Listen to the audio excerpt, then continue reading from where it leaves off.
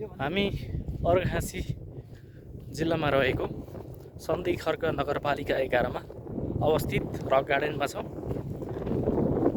आज आइतबारको दिन पनि छुट्टी रहेको हुनाले हामी रक गार्डनमा छौँ।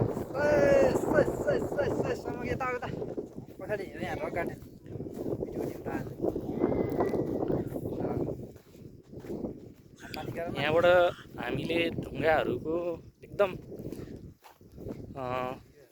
तपाईको यो वनस्पतिहरू उम्रेको जस्तो अवस्थामा ढुङ्गा उम्रेको देख्न सकिन्छ। पछाडि देख्न सक्नुहुनेछ।